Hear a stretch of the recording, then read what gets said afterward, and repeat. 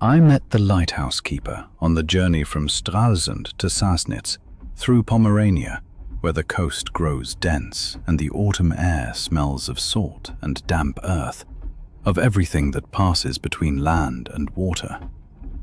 He sat across from me, a man with eyes dark blue as the Baltic itself, with a face deeply marked by winds that come from the water and never cease blowing, decade after decade. His hands were large and practical, the hands of a man who'd spent his whole life making signs, not writing them, but making them, assembling them, installing them, checking them and installing them again, so that others lost upon the water and seeing nothing but darkness could read them like a book. He wore an old brown suit, and over it a coat that smelled of wind and water, of every harbour he'd ever visited, of tar and seaweed and the damp wood of old docks. Through the window I saw the flat landscape of western Pomerania, here and there a lighthouse on the horizon, small and white, like an eye that never sleeps, that cannot sleep, because the responsibility is too great. I asked him what his work was, and he looked first at his hands before answering. I liked that at once, this way of looking at your hands first, as though you had to remember what they knew of the world, what they'd learned without words, only through touch and trust. He said he was a lighthouse keeper, and his entire life, over 45 years, he'd worked to ensure that ships didn't run aground on sandbars at night and didn't wreck on rocks. This work was like a great responsibility, he said, a great duty toward all the people who traveled upon the water, the captains, the sailors, the families of fishermen who wouldn't come home if something went wrong. Not like other craftsmen, he said, who build a house and then it's finished. Then they can sit down and rest. This work never ceased, as long as ships sailed, as long as people traveled the Baltic, and the Baltic would always attract people, as long as there were people. A fire he kindled today had to burn tomorrow, burn the day after, and every night that followed, night after night, almost forever, until the sea no longer needed the work, and that would take a long, long time. He told me how it had begun, back when he was a young man, the end of the 20s, shortly after the war, in a time when the world had to rebuild itself. He'd come to the coast, to Pomerania, a region he'd never known, where the light was different than in his home village, where the wind smelled differently, salty and wild. They'd placed him in one of the lighthouses, right at the top, and there he'd had to learn how to make the fire, how to maintain it hour after hour, how to extinguish it properly without the night suddenly killing ships, drowning people, snuffing out hopes. He'd been shown how to clean the great thick glass lenses heavy as stone that were meant to strengthen the light so it could shine across the whole bay, 5 or 6 kilometers away, sometimes even further if the wind was right and if luck was with him. And in those early times, he'd often wondered whether he was doing it right, whether his fire was bright enough, whether it shone clearly enough, whether perhaps somewhere out there a ship hadn't trusted him, hadn't dared trust him, and had run upon the rocks because his light wasn't clear enough, wasn't distinct enough. Over the years, and there were many, more than 40 of them, more than 4 decades, the fear had slowly become a quiet knowing, a conviction deeper than fear. He'd come to understand that one couldn't control everything, that the water had its own voice, that nature couldn't be commanded, but that one could do everything to give one's best, to do the right work every single day, without error, without distraction. The fire was his fire, the lens was his lens, The night was his night to keep watch over, his responsibility, his life. He'd sometimes risen at night, even when he didn't have to work, and simply checked whether his light still burned properly, whether it shone in the right pattern, whether the ships received the message he was sending them in this endless darkness. The message was always the same for 40 years. Here is safe. Here you can pass. Here there is life. Here you are not alone in the night. There is someone thinking of you. The Pomeranian coast, he said, was particularly treacherous at night, particularly when storms came. There were sandbars that constantly shifted, small islands of sand that swam about in storms like fish, like living things, spreading out or shrinking again, never the same, never reliable, always a new surprise. And there were rock formations, ancient as the world itself, primordial, granite and slate, standing always in the same place and waiting patiently for a ship to slip up, not pay attention. But with his lighthouses, 5 or 6 towers altogether, all in sight of each other, all connected by a system you had to understand, you could guide a ship, lead it through an invisible labyrinth, safely from the open sea into harbour, into safety, into the warm light. All the towers had to shine in the same rhythm. That was the most important thing, the fundamental rule, the rule that meant life or death. If one didn't function properly, if one shone too weakly or too irregularly, if the rhythm fell out of step, then the whole system could collapse, like a piece of music played wrongly. And then, ships were without direction, were alone in the darkness, were in danger, grave danger. He told me of the great storms that came over the Baltic, especially in autumn, when the sky grew grey as lead and the waves were as high as houses, as high-rise buildings, like entire structures of water and foam. In those nights, the work was both hardest and most important at once, both most dangerous and most necessary. The lighthouse itself would sway then, swing in the wind, like a great pendulum swinging back and forth. And up in the chamber, you had to be careful not to fall, not to lose control. But the light had to burn, no matter how it stormed, no matter how the world around the tower seemed to be coming to an end.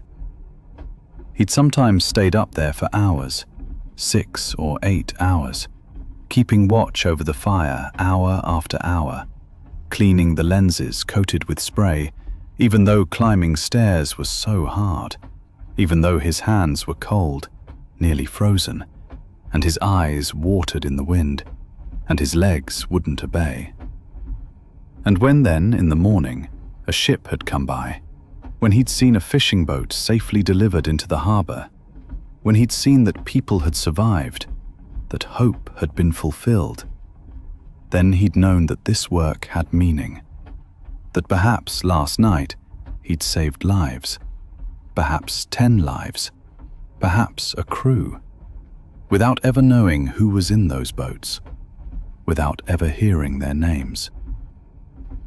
Autumn, he said, was particularly beautiful on the coast, although it was also particularly difficult. The leaves in Pomerania turned gold and red, orange and brown, and from the cliffs you could see them falling into the sea, small coloured dots like lights that the waves took and carried away. The sky grew grey, yes, but not sad, not hopeless, rather thoughtful, serious, like an old person looking back on his life who has come to understand it. And the nights grew longer, so that his work, in essence, grew longer. More hours of fire, more hours of light, more responsibility. That hadn't been burdensome for him, but rather calming, even pleasant. The older he grew, the more he'd needed those long nights to be able to concentrate completely on the task, on the light that came from his hand, on the ships that came by, invisible in the darkness, yet present always, trusting in his light. And as the train rolled through the darkening landscape of western Pomerania, as the coast drew ever closer, I imagined how this man, this lighthouse keeper, had risen every night, or rather lived in his small room beside the lighthouse. That's probably how it was, in that tiny room with a view of the Baltic, and had climbed up, right to the top, to the fire, again and again, day after day, year after year. I imagined him climbing those long, narrow stairs, step by step, his old knees creaking, his old bones aching, and how he'd light the fire in that special way he'd learned, with those special movements, those ancient movements. And I imagined how his light then shone out across the whole bay, across all the dark water, a light that didn't tire, that didn't give up as long as the night lasted, as long as people traveled the water. And somewhere out there, miles away perhaps, 5, 10, 15 miles, the captains saw this light and knew exactly. There is someone here. There is a person thinking of me, wanting me safe, sending me messages in this great black darkness, in this endless night. The lighthouse keeper beside me seemed to become himself like a lighthouse as the train continued. Quiet, reliable, shining in his inner knowledge that he'd lived rightly, that his work had been right, that it had mattered. His breathing was calm as the breath of a man who knows his work is done, that he's done everything he could, that his responsibility is now past. And I felt my own eyes slowly grow tired, felt the coast outside grow ever more blurred, felt the lights of the small towns blend into a stream of golden light, like a fire spreading. The trains rattle over the rails, ta-dum, ta-dum, ta-dum. And it was like the rhythm of the nights he'd kept watch, like a pulse, like a heartbeat. And I thought of all the lighthouses somewhere in the Pomeranian night burning, all with the same rhythm, all singing the same song, the old song of safety, of reliability, of closeness, of hope. And the ships sailed onwards, further into the night, guided by lights, by signs, by the quiet, strong work of an old man whose hands had planted this land their whole time, whose hands had planted hope. The railway from Freiburg to Basel carries you through rolling vineyards and small villages sheltered beneath old, magnificent chestnut trees. It's still early in the year, still April, not yet May, but the chestnuts are already preparing to bloom, ready to show their strength and energy. You look out across this green landscape, and there they are, scattered across a steep green slope, a special grove of ancient, venerable trees displaying their first delicate flowers, offering their modest beauty to the spring. The flowers of the chestnut tree are curious and subtle, not bombastic. They're not in full, overwhelming splendor like cherry blossoms, not so showy and dramatic and extravagant. Rather, They're hidden amongst the large, green, splayed leaves, modest and restrained and intimate. But if you look carefully, if you truly gather your attention and focus your eyes and turn inward, you can see them. These tender, cream-colored flower clusters, hanging like small, luminous chandeliers, like tiny candles, like the fingers of a loving hand. They're neither grand nor ostentatious, but they possess an inner strength, a quiet beauty and elegance, an inner wisdom that only reveals itself when you look with real concentration and love. The chestnut trees are old, very old, older than memory. You can see it plainly if you take time to look, time to observe, time to breathe. The trunks are thick and grey and gnarled and strong and massive. The bark deeply furrowed and cracked and weathered. The branches heavy and spreading, occupying great swathes of space.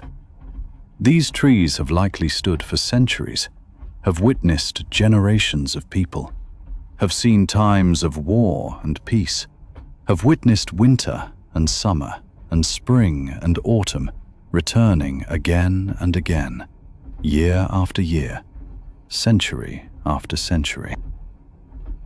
The grove is not wild or untamed and chaotic.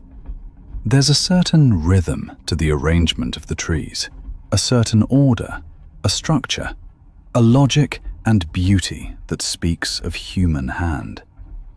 People planted these trees, perhaps, or tended them over long years. It might be an old chestnut forest, traditionally managed for the harvest of fruit, or simply a special place where chestnuts have been allowed to grow over decades and centuries. The slope itself is steep, quite steep, difficult to climb, and the train must labor up a gradient to pass this way. The train climbs or descends depending on your direction, and the perspective shifts constantly, continuously, with elegance. The trees appear sometimes from below, sometimes from above, sometimes right beside you, sometimes hidden behind a curve, sometimes mysterious. It's as though you're circling around them, not simply passing by, as though you're dancing a slow dance with them. There are moments when sunlight breaks through the branches and you catch glimpses of individual flowers glowing like small lights. You try to count them, but it's impossible, utterly impossible to see them all. The flowers are too numerous, too hidden, too subtle. But their presence is there, their strength is there, their promise is there. And with each kilometer the train travels, the trees recede into distance, becoming memory, but their beauty remains with you forever. The leaves are not yet in full splendor and size and development. They've only just appeared, still young and fresh and green and glossy, still tender and delicate and vulnerable. The older, established chestnuts display larger leaves, longer and wider, those characteristic great splayed leaves for which chestnuts have been known and celebrated for millennia across the world. The younger trees, perhaps planted only decades ago, still bear smaller leaves, not yet fully formed, not yet so mature, not yet so developed. You wonder how long these tender, beautiful flowers will last, how long they'll hold in their full glory. Chestnuts don't bloom for long, not like some other trees.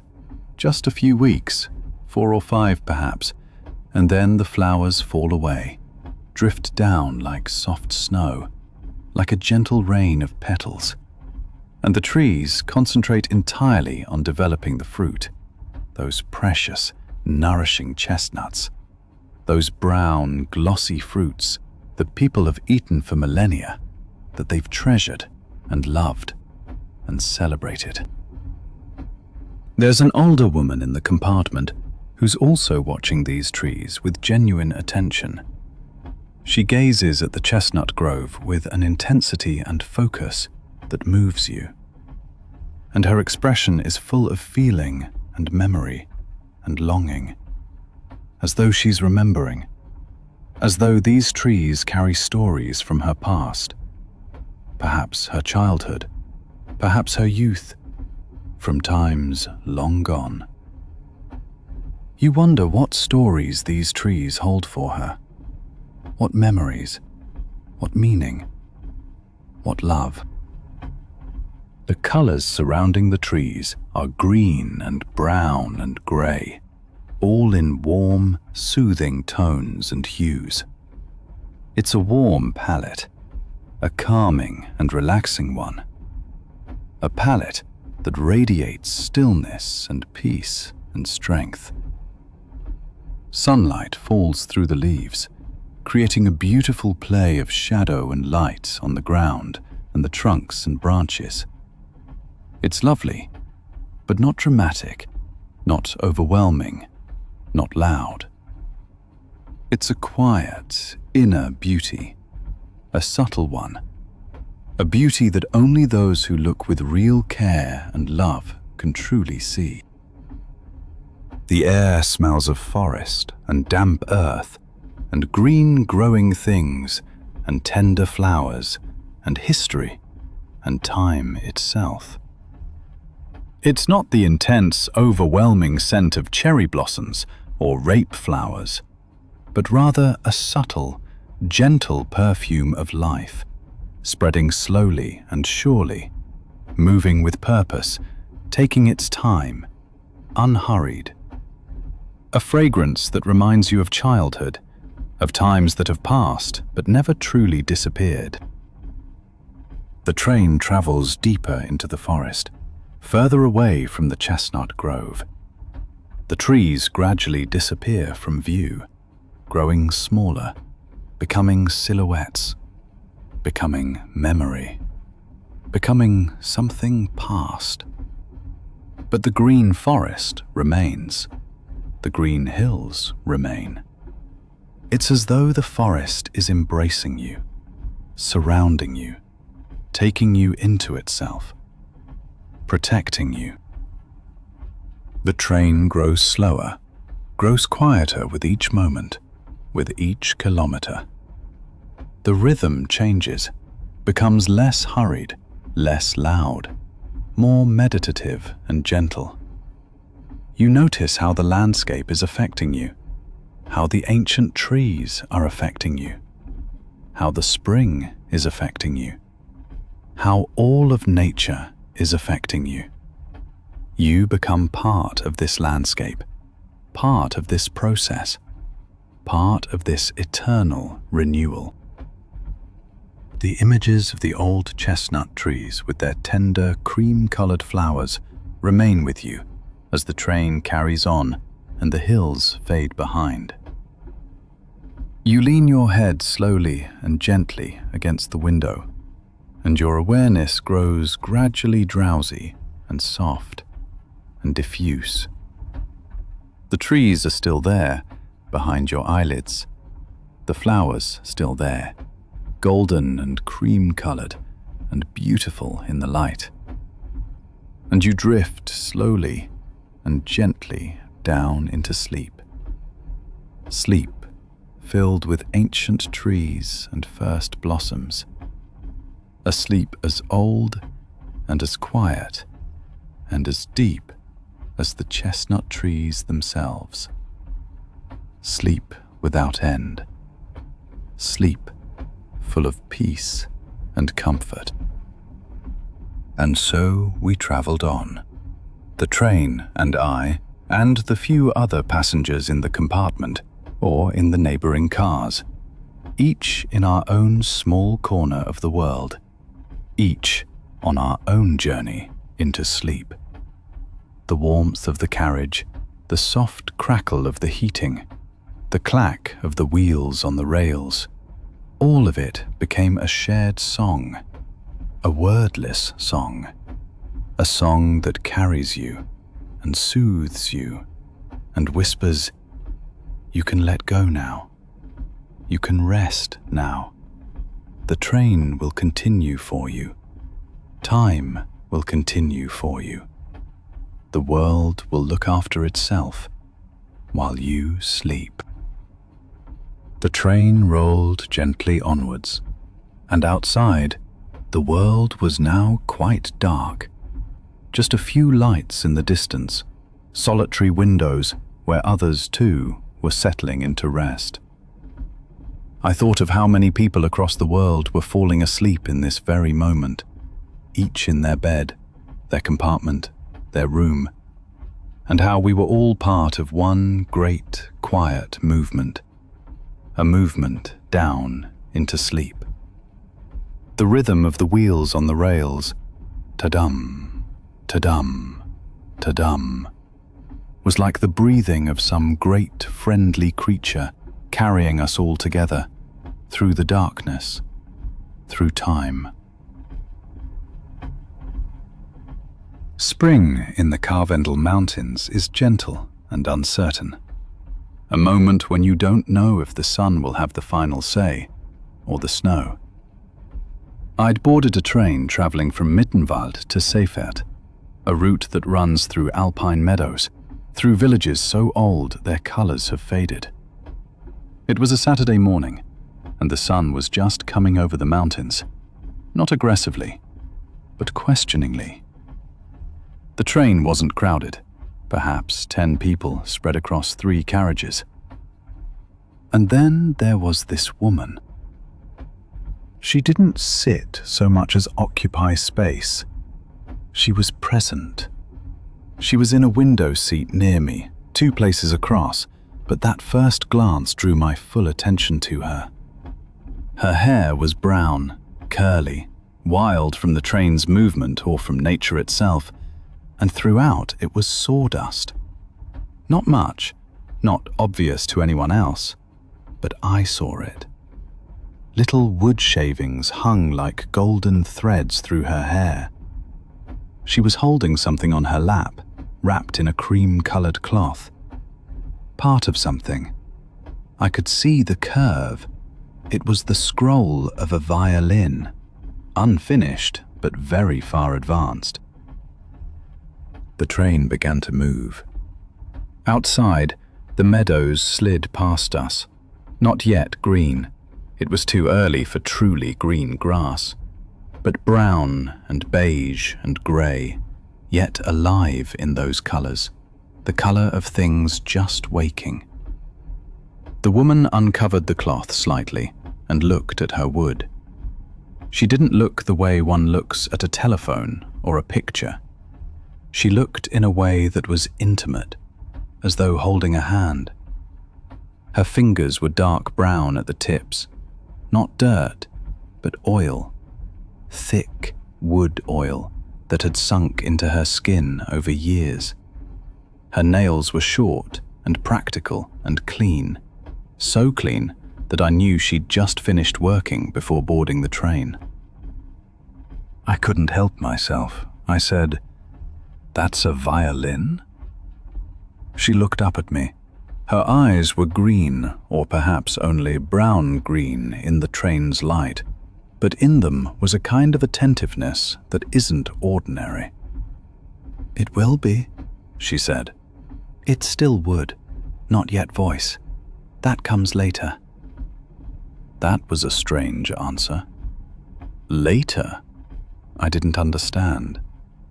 "When it's finished," she said, wrapping the cloth around the scroll again. "When I complete it, then it will tell itself who it is. But now it's still silent." She set the violin aside and looked out the window. Mountains were coming closer. The train gave a little huff as if straining. "You work in Mittenwald?" I didn't ask the question so much as confirm it. She had the quality of Mittenwald about her. The town is famous for its violin makers. For how long now? 300 years? Longer? She nodded. I'm a violin maker. My workshop is there, but I travel out often into the mountains to search for wood. The best wood? It doesn't grow in shops. It grows in the mountains. The mountain scent came through the open windows. The train had opened them despite the cold.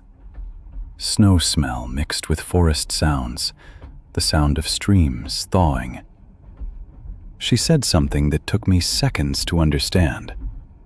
She said it to herself rather than to me, but I heard, "The best wood is wood that has been silent the longest."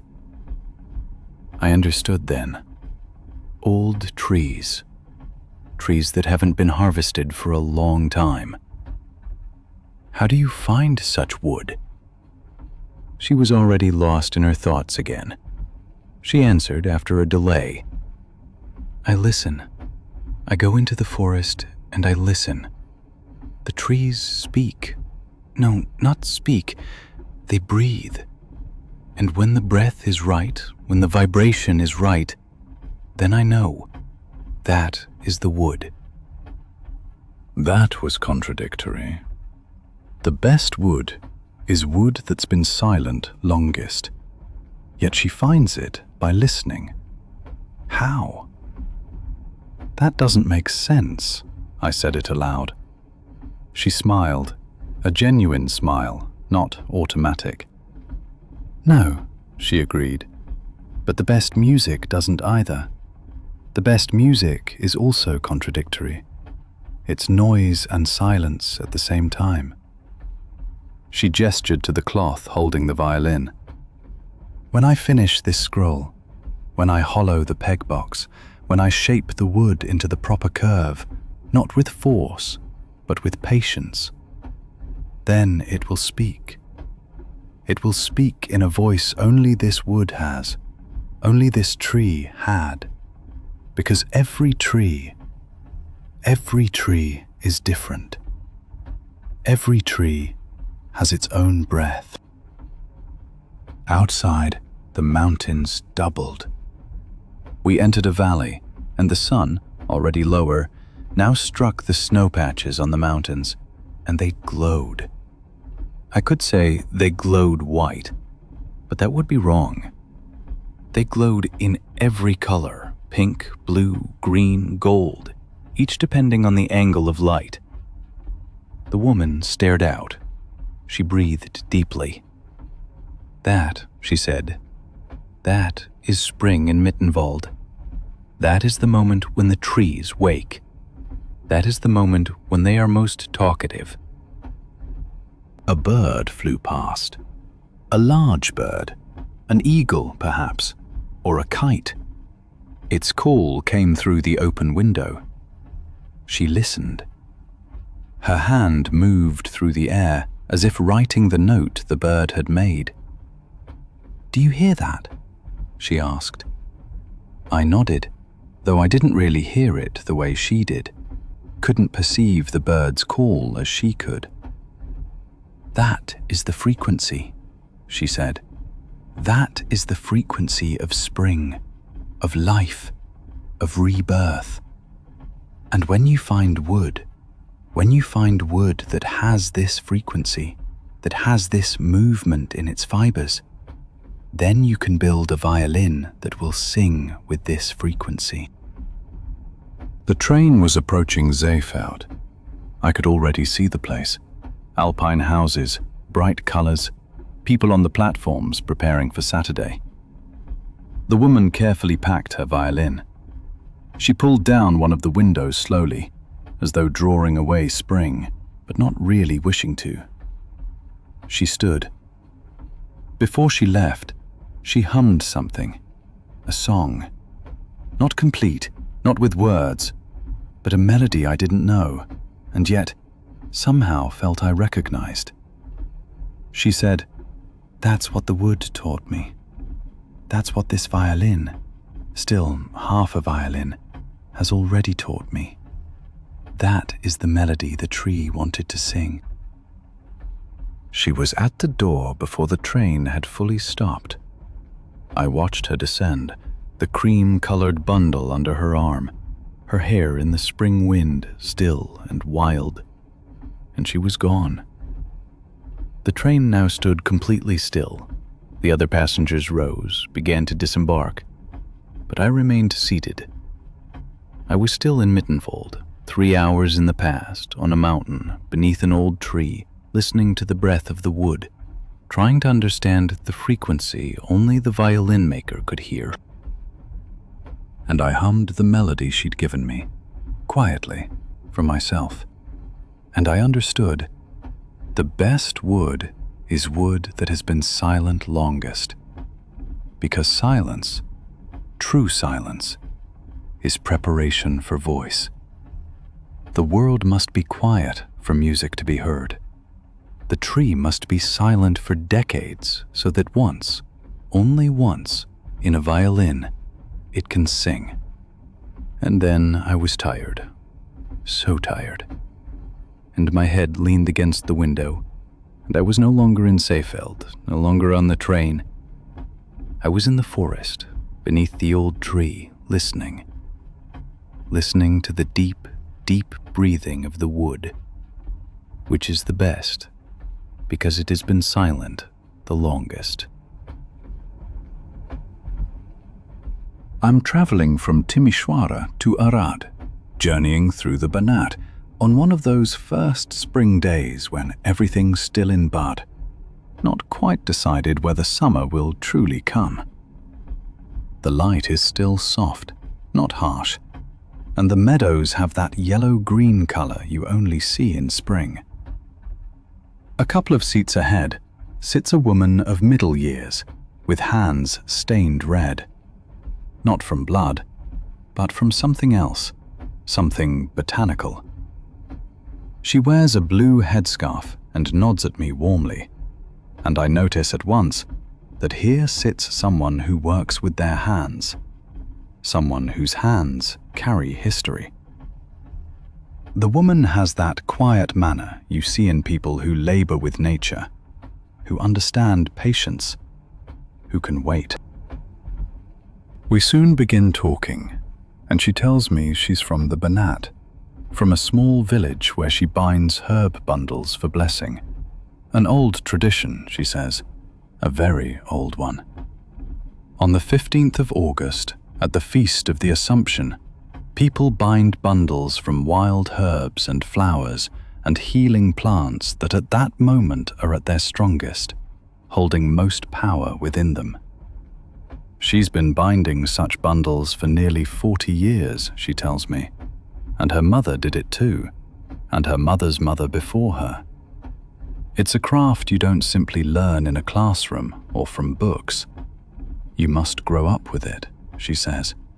You must have it in your bones. You must feel which herbs belong together, which herbs wish to speak with one another. She begins describing to me how one binds such a bundle, and I see her eyes light up as she speaks of it, the way one's eyes light up when speaking of something sacred. Everything begins in the weeks before the feast, she says, already in July, when the sun stands higher and the plants know that now is the moment when they must be at their strongest. You go out, not aimlessly, but with intention, with respect, and gather the herbs you need. There are certain herbs that always belong, the classics, she calls them. St. John's wort, mugwort, daisies, various kinds of mint, yarrow. But there are also herbs that only certain people know, that grow in particular ditches, particular hillsides, particular fields. You must know where they are. You must know the landscape as well as you know your own face. The woman shows me her hands, and they are indeed stained red, not from the surface, but from within, from the work, from the juices of the herbs, from the years of handling the same plants again and again. She tells me this stain won't wash away, not with water or soap.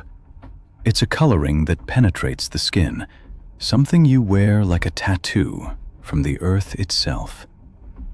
And it doesn't trouble her, she says. Rather, it's like proof that the work has been done, that she's truly participated, not merely for pleasure, but seriously, over many years. Her grandmother's hands were red too, she says, and she wore them the same way, as if they were a badge of honor. Then she explains to me how one binds the herbs. And it's not simple chaos, no. It has a very particular structure. First, you take the longest stems, the St. John's wort, the mugwort, and bind them as the framework, the structure around which everything else winds. Then come the flowers, positioned in the center, the bright colors, the white and yellow daisies, the pink and white yarrow.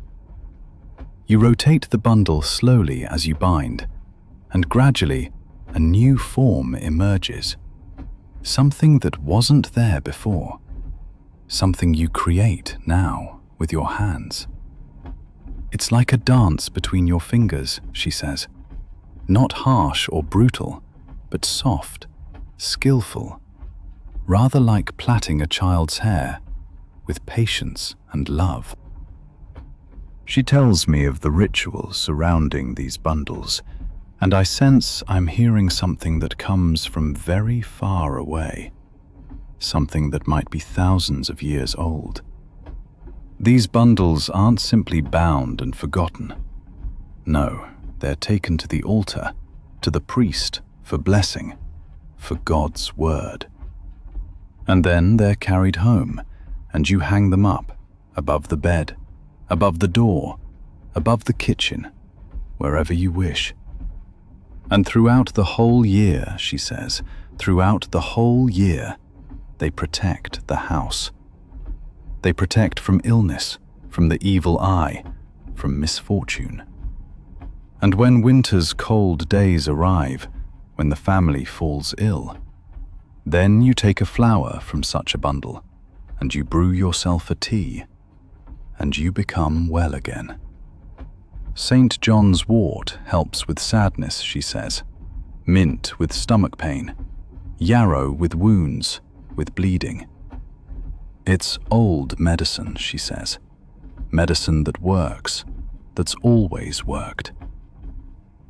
I ask whether young people still learn to bind these bundles, whether the tradition is still passed on, and she grows very quiet. She looks out the window for a long while, then says that her own daughter didn't learn it, that her daughter went to the city, to the factory, that her daughter has no time for such old things. But, she says then, but there are still 2 or 3 young girls in the village who wish to learn, who understand this is important, that it must not be forgotten. And she teaches them every year, she says, in the weeks before the feast. The girls come and learn where to gather the herbs, how to bind them, what prayers go with it. And with each year, the girls improve. Fewer mistakes in their bundles, more beautiful forms, more feeling in their hands. The woman tells me there are still more women in the Banat who preserve this craft, that whole groups of women gather together to bind, to celebrate the feast, to sing, to pray. And these days, she says, these few days in July and August, are the most important days of the year. The rest of the year is preparation, waiting, living. But these days, these are the time when you feel the connection with the earth, with the ancestors, with all the women who did this work before you.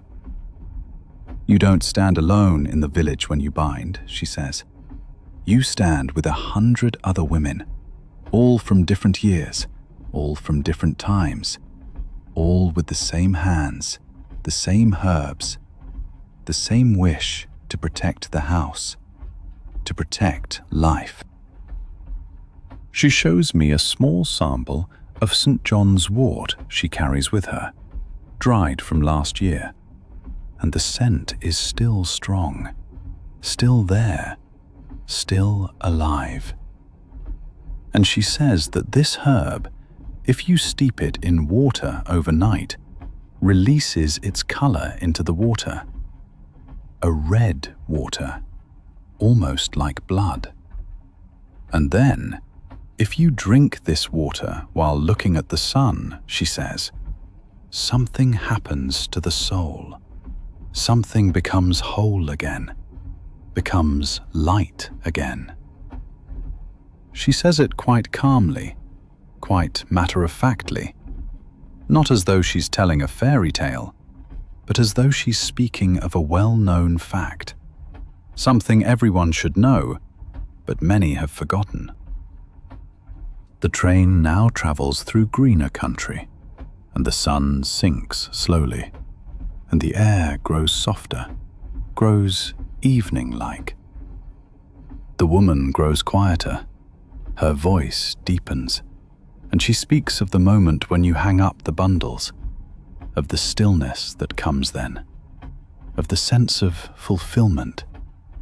Yes, she says, that's the moment when you feel safe, when you know you've done what you had to do, that you've preserved continuity, that the tradition won't die with you, but will be passed on from mother to daughter, from teacher to pupil, onwards and onwards. And I notice my eyes are growing heavy now, that I'm sinking deeper into the woman's words, into her story of herbs, of red hands, of bundles that protect, protect, protect. The trains rattle, ta-dum, ta-dum, ta-dum, and it sounds like a rhythm that's been running for thousands of years, a rhythm that breathes with the seasons, with the St. John's wort, with the mugwort, with all the herbs growing wild everywhere, always ready, everywhere ready. Ta-dum, ta-dum, ta-dum. And the red hands of the woman grow blurred before my drowsy eyes, become red lights, red colors that rock me, rocking me slowly. And the herbs hang everywhere, everywhere on the walls of my thoughts, on images that are now only darkness. And I still hear her whispering, the woman. She whispers of St. John's wort, of mint, of yarrow, of bundles that protect through the night, always protecting. The train, ta-dum, ta-dum, very slowly now, ta-dum, growing slower still, until I no longer know where the train is and where the herbs begin, where night begins and where sleep. The train ride from Suceava to Radouci is not long, just a few hours. But on this spring day, I sit across from quite a remarkable person, a woman with very skilled hands and the calmest eyes I've ever seen. Her name is Dorina. She was born in Bukowina, in a village perched on a hillside, and her entire world is the world of eggs. But not from within, from without. The shells, which she paints with designs older than people, older than time itself. She's already opened a box before me, and I see dozens of painted eggs, each one a work of art, each one carrying a story, bearing a pattern I don't entirely understand, but which touches something ancient in my heart, something sacred. She explains that what she does is called Pysanky, an old Ukrainian craft involving the wax-resist dyeing of eggs. It's not simply painting, no. It's a technique that demands great precision, great patience, deep meditation. First, you take an egg, a real egg, not plastic but genuine, which you carefully blow out so it becomes hollow. Then you take a special tool called a kistka, a small metal stylus with a very delicate grip, and you dip it in melted beeswax, she says. Only beeswax, nothing else. And then you paint. But you don't paint with color. You paint with the wax. You draw the lines with wax. And these lines protect the color, protect the egg's shell. Dorina shows me her hands, and I see they bear little flecks of wax everywhere. On her fingertips, in her nails, and she says that's normal, that it doesn't wash away, that you carry the whole craft upon your fingernails as evidence of the work. She explains that there are certain patterns, very old ones, that one always paints, that never change, that are already centuries old. The Eye of God is one pattern, she says. It's a circle with dots, and it protects whoever owns such an egg, protects from the evil eye. The sun is another pattern, a circle with many rays, and it brings luck, brings warmth into winter. The star brings success. The grape bunch brings family and unity. The grid brings long life. Everything has meaning. Everything connects with life, with people, with hope. She tells me of her workspace, a small table in her house in Bukowina, where the windows face north, where the light is always consistent, always gentle, never too harsh, never too dim. There she sits, she says, hour after hour, sometimes the entire day, with the kistka in her hand, eggs before her, and she paints. It's not exhausting, she says, it's meditative. It's rather like prayer, like speaking with God through your hand, through the wax, through the colors. And whilst she paints, she sometimes sings, she tells me, old songs from her family, old wedding songs, old songs for children. And these songs come from the same centuries as the patterns, are just as ancient, just as sacred, just as necessary. So when someone buys her Pysanky, they're not merely buying art, they're also buying these songs, these voices, these centuries, these hopes, these blessings that have all flowed into the egg whilst she painted. The woman grows even quieter when she speaks of the dyeing, of the moment after painting, when you dip the egg into the dye baths. You begin with the lightest water, she says, the lightest yellow, and the wax protects. And then the parts not shielded, those take the color. Then you remove the egg, and you paint new wax lines on the spots you want to keep pale yellow. And then it goes into the next bath, perhaps orange or red. And again, the dye reaches only where the wax hasn't yet been applied. You build color upon color, she says, rather like painting a picture, but with wax as protection, with wax as your artist.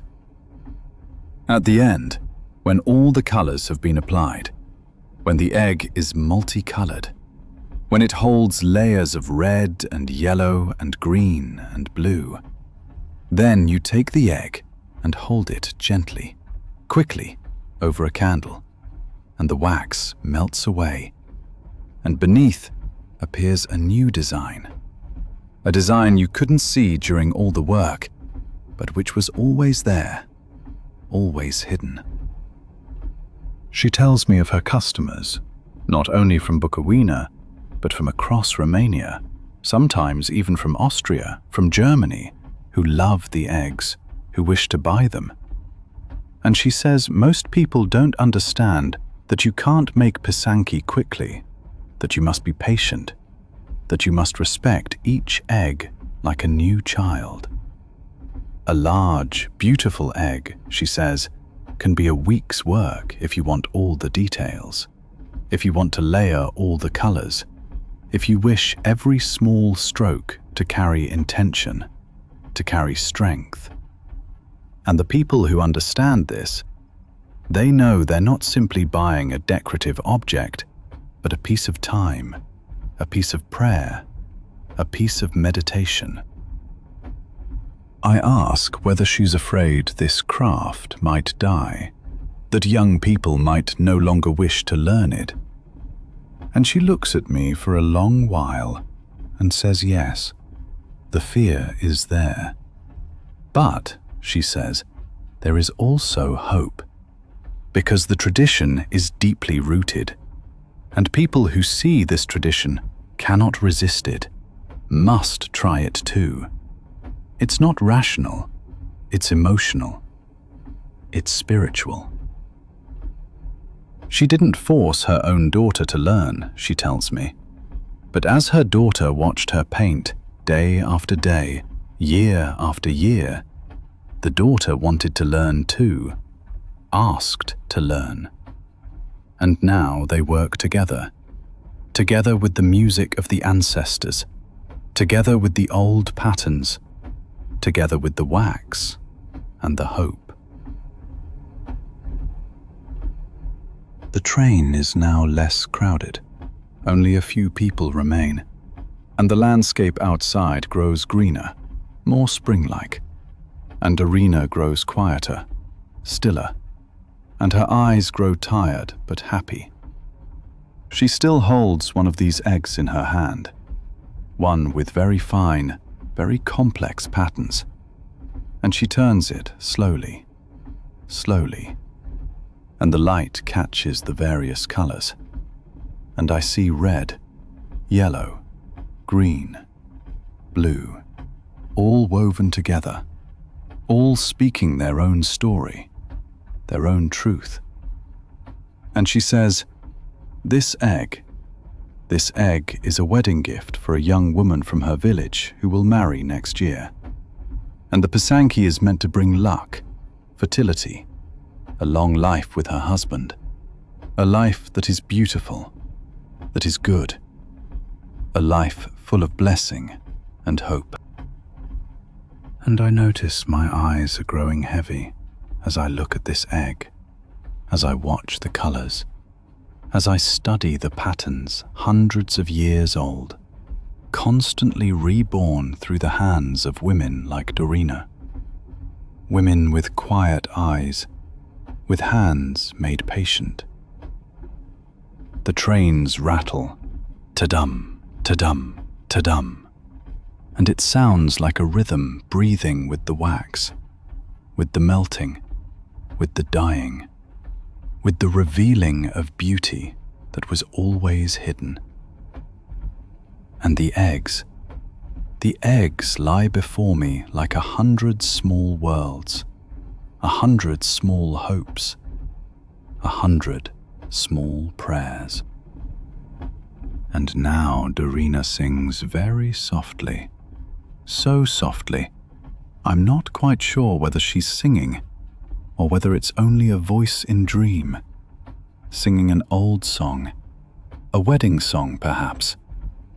And I don't quite catch the words, but I hear the melody older than everything, older than the eggs, older than the wax. And the egg she holds in her hand turns slower and slower, and my thoughts turn slower too, and the colors blend into a single gentle light, red and yellow and green, all together, all gentle, all near, and the words luck, blessing, long unity fall ever more slowly, ever more faintly, Ta-dum, ta-dum. Very far away now, and I am already gone, already away, already in sleep, where the old patterns come alive. The journey from Žilina to Martin is not far, perhaps 2 hours, and I sit beside a woman with arms that are very strong, bronzed by sun and labor. She has many lines in her face, the face of someone who's spent their whole life outdoors, who's known the weather intimately, spring, summer, autumn, winter, and each season has left its mark in her features. Her name is Marta, and she tells me straight away, without my asking, that she grows and works with flax, that she uses old Slovak techniques her family has been practicing for more than a century. And I realize at once that I'm sitting with someone who doesn't simply grow flax. She's preserving a tradition that's nearly vanished, but still lives, still breathes, because this woman loves it and maintains it. She explains what flax work means, and it's not simple, not easy. It's hard, physical labor, but it's also craft, also art. Everything begins in summer, she says, when the flax is ripe, when the plant holds its maximum strength, when the fibers are strongest. You pull the flax plant from the earth, not cut it, but pull it, so that all the fibers stay intact, the long, beautiful fibers that later become linen. And then, she says, you must ret it. That's the first step after harvest. You lay the flax plants on the meadow and you wait, perhaps 2 weeks, perhaps 3, depending on the weather, how much rain falls, how much sun. And during this time, whilst the retting happens, something magical occurs with the plant. The fibers separate from the woody core, slowly, naturally, with help from microbes and water and time. Marta becomes animated when she speaks of the breaking, the next step, and I see her eyes light up, that she loves this work, that she doesn't just do it, but lives it, breathes it. After retting, she says, the flax dries completely, and then comes the breaking. That's the moment when the real work begins, the true handwork. You take a flax break, an old tool, a wooden implement with blades, and you strike the dried flax plant in a special motion against this tool, again and again. Ta-dam, ta-dam, ta-dam. And each time you strike, the woody parts, what we call the shives, break into small pieces, and the fibers, the precious fibers, they remain whole. It's like a dance, she says, like a rhythm you must know, that you must have in your bones. Otherwise you'll break the fibers too. Otherwise you'll destroy the beauty. She shows me her hands, and they're not delicate, not like someone who works in an office. No, these are hands with strength, hands with stories, hands that perhaps have made this breaking motion thousands of times, perhaps millions. And she tells me you can't hurry, that you must be patient, that you must treat each plant as an individual, not as a mass. Some plants break easily, she says. Others are stubborn, others are tender, others are strong. And you must feel which strength you need, which intensity, which rhythm. It's not rational, it's intuitive. It's something you can't explain, that you can only do over many years until it sits in your bones. After the breaking, she explains, comes the hackling, and that again is a specialized motion, specialized tools. The hackle is like a comb, but with very fine, very sharp tooth bars, and you pull the broken fibers through this comb again and again, until all the fibers lie parallel, until the fineness is maximal, until the linen you'll later spin is as close to perfect as possible. The fibers, she says, are like tiny wires, but finer, softer, more flexible, and when you treat them properly, they become the finest material in the world, something that can last 1,000 years, that grows older, that only grows more beautiful. And as she describes this, she shows me the motion with her hand, and I see the movement is flowing, appears natural, flows like water.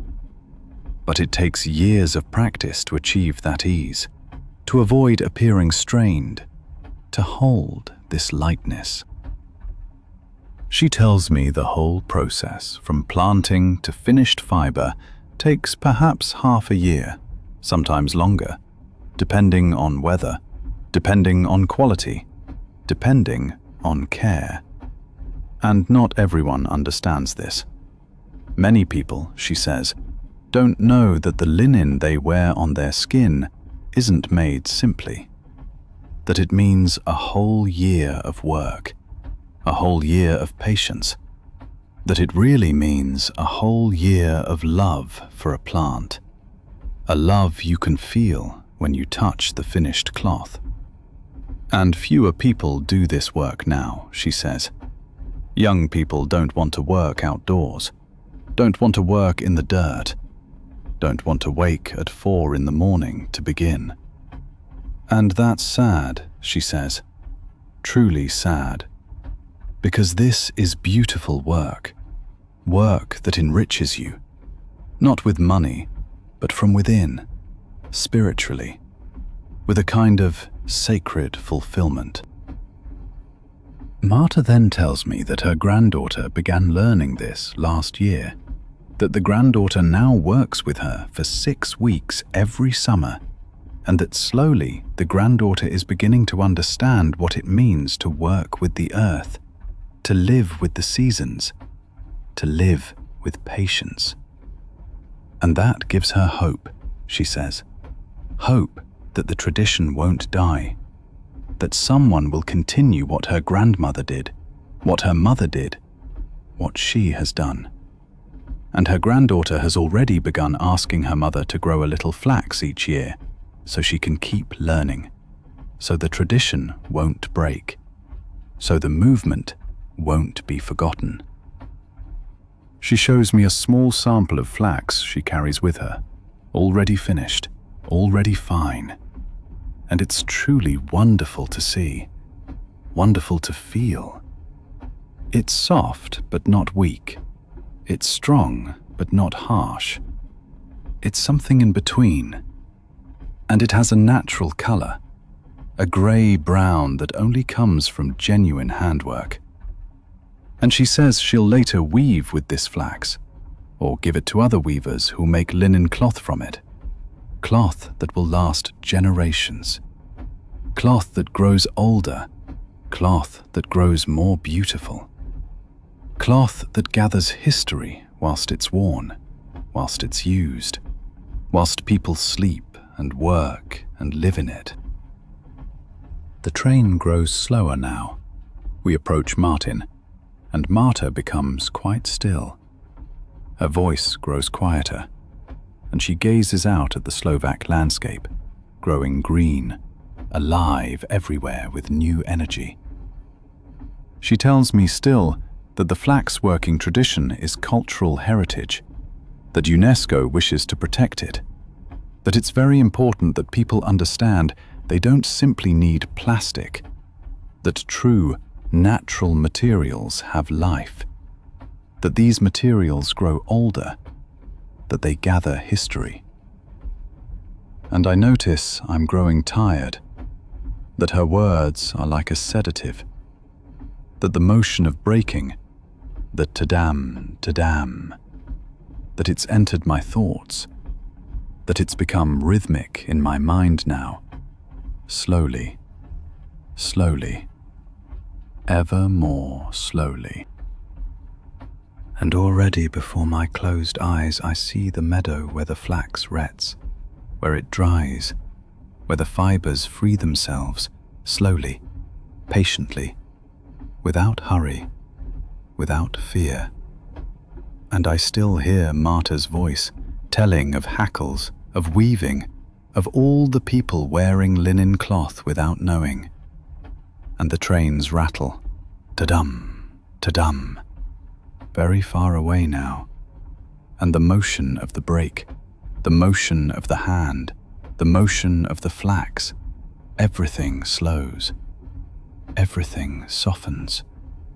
And the fibers blend in my thoughts with my own skin, with my breathing, and everything becomes linen cloth, becomes something pleasant, becomes something gentle, something that surrounds me, holds me, whilst I drift away ever further into sleep, into rest.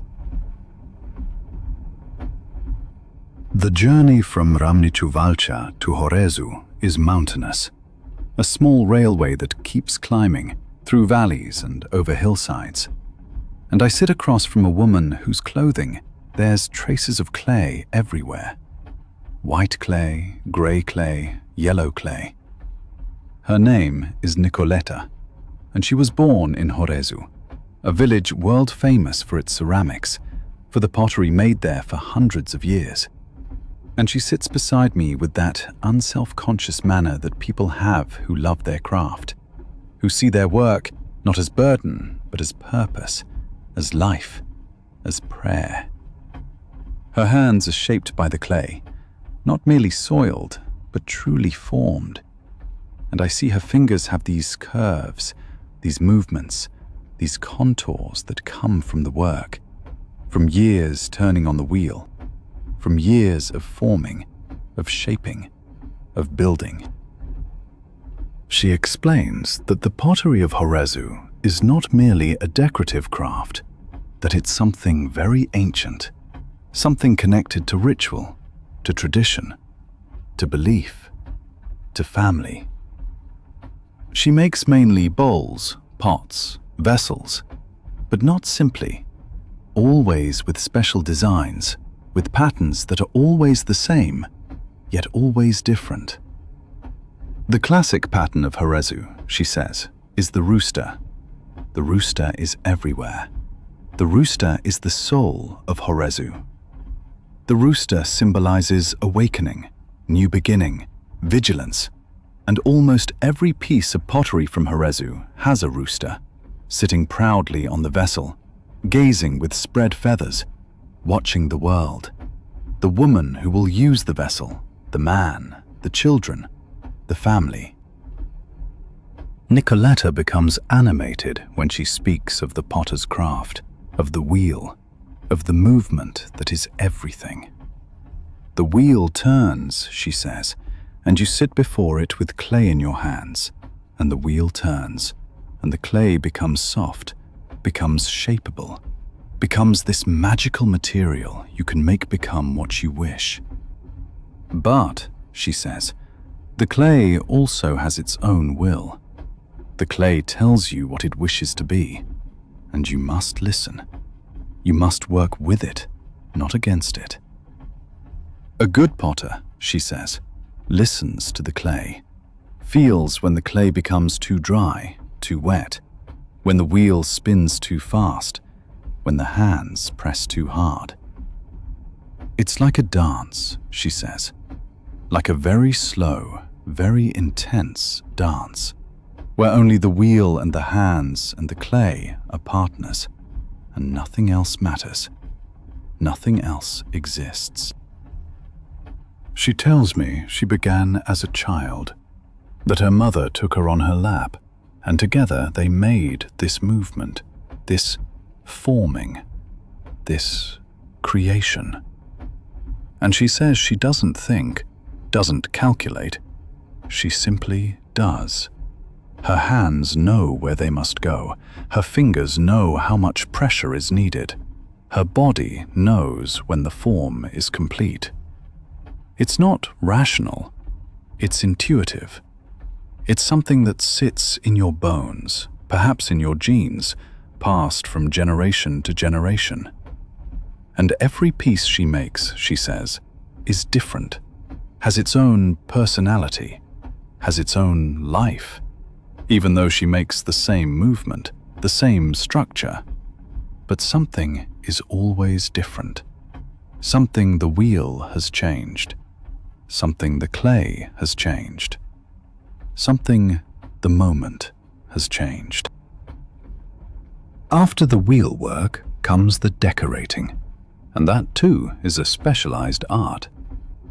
You take a special tool, or sometimes simply your finger, and you scratch, press, draw the designs into the still damp clay. The rooster is the classic motif, she says, but there are others. Flowers, geometric patterns, the sun, the stars, everything nature offers, everything belief offers. Each family in Horezu has their own designs, she says, their own variations they always repeat. They're like signatures, like fingerprints, like the family's own handwriting. And whilst you decorate, she says, whilst you make these small lines, whilst you place these dots, whilst the rooster takes shape, you think of the woman who will receive this vessel. You think of her life, her happiness, her family, and you paint with that thought. You paint with that intention. You paint with love. She shows me a finished piece she carries with her. A bowl with a large, proud rooster on one side, with red and black lines, with fine patterns, with an elegance I hadn't expected, that truly surprises me, that leaves me speechless. And she says this bowl is a gift for a young bride, for a new household, that the bowl should bring luck, prosperity, many children, a long marriage, everything one could wish. And she says the bowl isn't simply for looking at, that the bowl should be used practically, that the bride should feed her family from this bowl, that the bowl should grow older, should acquire patina from all the meals, from all the years, from all the hands that will hold it, from all the generations that will come after the bride. Nicoletta grows ever quieter when she speaks of the firing, of the kiln where the pottery undergoes its final ripening, its final transformation. Everything you've made, she says, everything, the wheel, the hand movement, the decoration, everything waits for the kiln, for the heat, for the transformation, for the final test. You pack the pottery carefully into the kiln, without damaging it, without fear, with trust. And then you wait, perhaps a whole day, perhaps longer, and the heat makes the pottery hard, transforms it into stone, really, transforms it into something eternal, into something immortal. And when you remove the pottery from the kiln later, she says, you're always a little excited, a little nervous, because you don't know exactly how the colors have turned out, how the form has changed in the heat, whether everything is as you wished, or whether the heat had other plans, revealed other beauty. She tells me that many young people from Horezu are leaving now, going to the cities, and that the pottery is slowly becoming less common, that the old women notice it might be the last generations who will still make this craft. But, she says, but there are still a few young ones who love it, who understand it, who don't want to leave, who say they'd much rather work with their hands, with the clay, with the wheel, with the rooster that watches over their work. And that gives hope, she says, that despite everything, there are still these young people who realize something very important is here, something you can't buy with money, something only hands can make, only experience can make, only love can make. The train now begins to break. We approach Horezu, and Nicoletta becomes quite still. Her eyes gaze out the window at the hills, at the landscape that will soon become houses, potters' workshops, kilns, wheels, roosters watching over Horezu. And I notice I'm growing ever more tired, my eyes growing heavier, the wheel in my imagination turning ever more slowly, the clay in my thoughts growing ever softer, the rooster moving less and less, becoming ever more still. And Nicoletta's voice is now only a whisper, a breath of words speaking of kilns, of heat, of transformation, of roosters watching everywhere, on the bowls, on the pots, on all these vessels carrying love, carrying blessing, waiting to be used for so many, many years. And the trains rattle, ta-dum, ta-dum, very slowly now, ta-dum. And the wheel also turns more slowly, and the clay grows cooler, and I'm drawing ever closer to Horezu, ever closer to the workshops, to the kilns, to all the roosters sleeping and waking, watching through the night, watching over my sleep. Ta-dum, ta-dum. And everything grows red from the heat. Everything softens in the dream. Everything grows warm. Everything becomes Horezu. The railway from Putna to Radovutsi runs through one of the greenest valleys I've ever seen. And spring here has already advanced far. Colored flowers everywhere. Life returning everywhere. I sit beside an older woman whose hands are completely stained green, from plants, from sap, from decades of garden work. Her name is Rodica, and she tells me straight away that she's worked in the monastery garden at Putna for 40 years, tending the herbs the monks need for their tea blends, for their medicines, for their healing remedies, for their spiritual work. And she sits beside me with that quiet that people have who found the meaning of their lives, who know they matter, that their work matters, that each day is a blessing, a gift from life, from God. She explains that a monastery garden is not simply a vegetable garden, that it's something very specialized. In a monastery, she says, you need certain herbs, certain plants that don't grow just anywhere, that you can't simply buy in the market. The Putna garden is hundreds of years old, she says, and it has its own tradition, its own structure, its own philosophy. The monks didn't simply say, grow herbs. No. There's a very specific list of plants that belong in the monastery garden, and each plant has its purpose, its function, its meaning. There are herbs for the eyes, herbs for the lungs, herbs for the stomach, herbs for the soul, herbs for prayer, herbs for meditation. And Rodica knows them all, knows every name, every use, every season when the herbs should be gathered, when they hold greatest power. She tells me of her daily work, of the moment when she rises in the morning, when she goes to the garden before the sun has fully risen. That's the best time, she says, the magical time, when the plants are still covered with dew, still sleeping but awakening, when the whole garden is still, when the world isn't yet awake. And she walks from bed to bed, looking at which plants need water, which have too much, which are ill, which are particularly beautiful. She talks to the plants, she says quite matter-of-factly. She tells them good morning.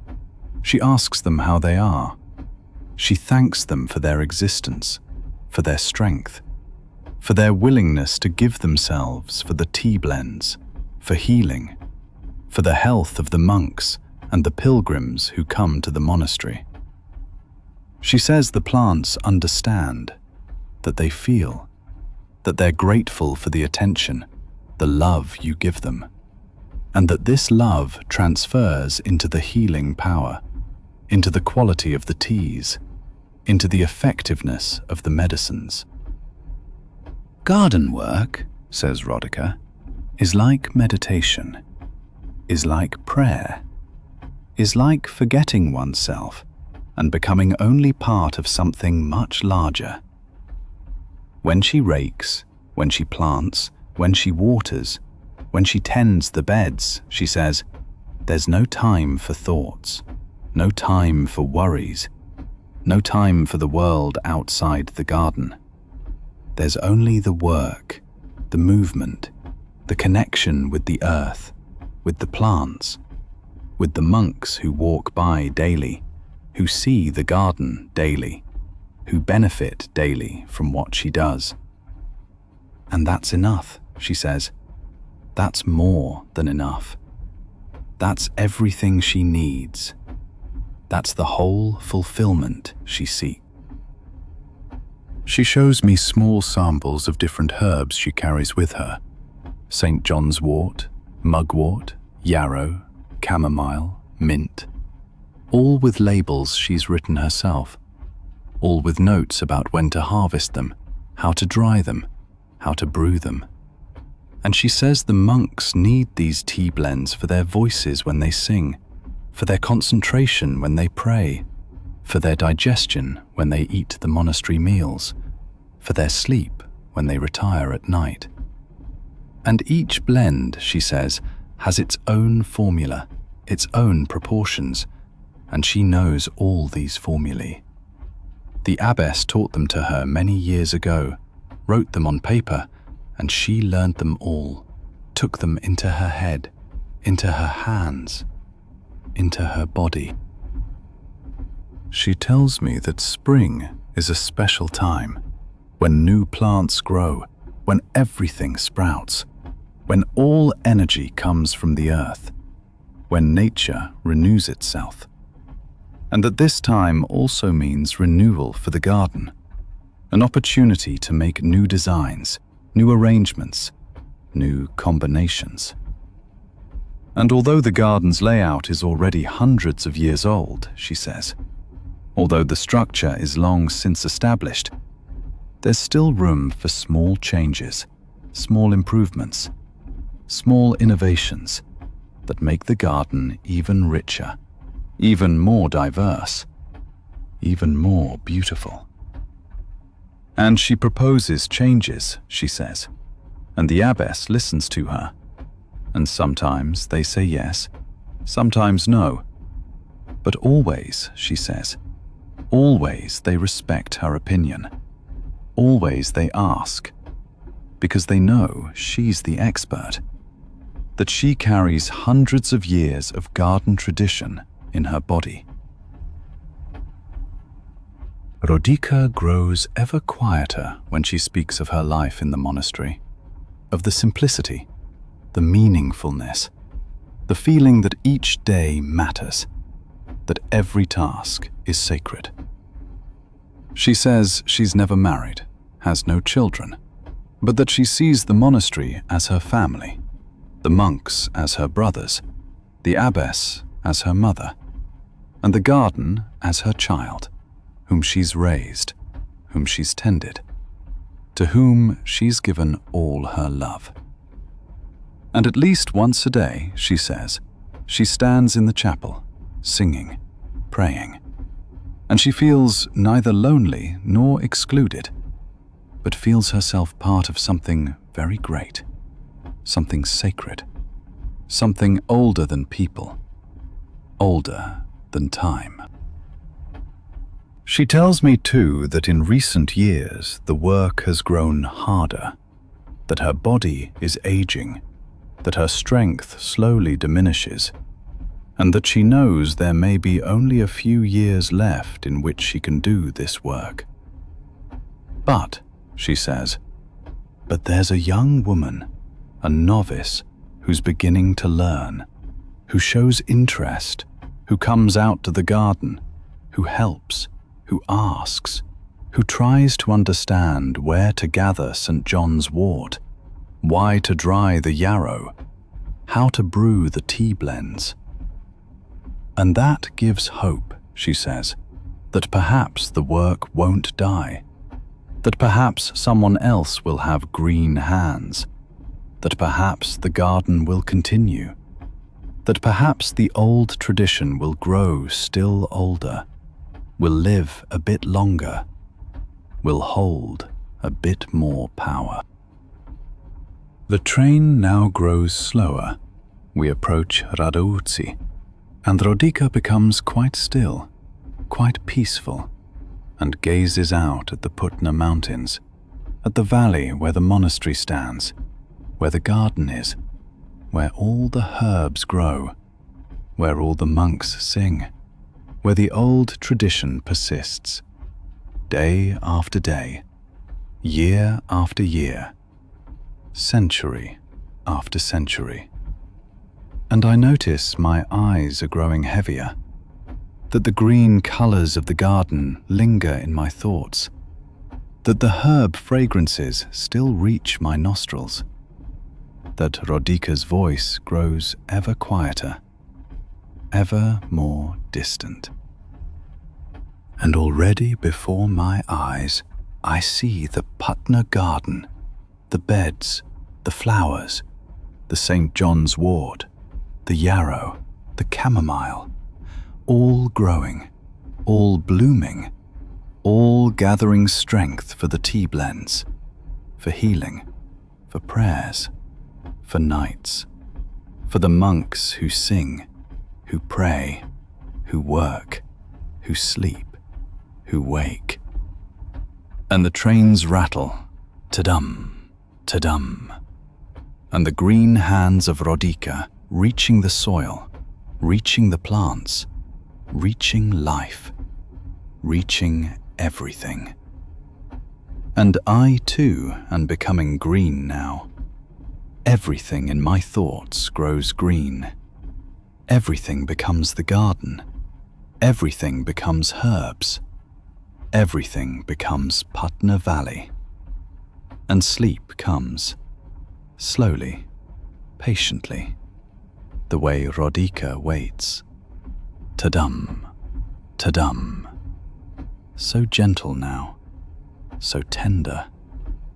And I can no longer distinguish between the herbs and my thoughts, between the garden and my breathing, between the tea blends and my blood. Everything becomes one. Everything becomes sleep. Everything becomes rest. In Putna, in the garden, in the monastery, where healing happens each night, again and again, again and again. I met the Peat-Cutter on the journey from Wilhelmshaven to Esens, through the flat landscape of East Frisia, where the moor spreads out like an enormous bed of dark earth, of endless time and patience. She sat across from me, an older woman, with features brown as the moor itself, brown and deeply carved by years, by the elements, by the work of nature. Her hands bore scars, many scars, from many decades beneath sun and rain, from the spade that drove into the earth daily. Her eyes were green as the water between the peat blocks, thoughtful and calm, very calm.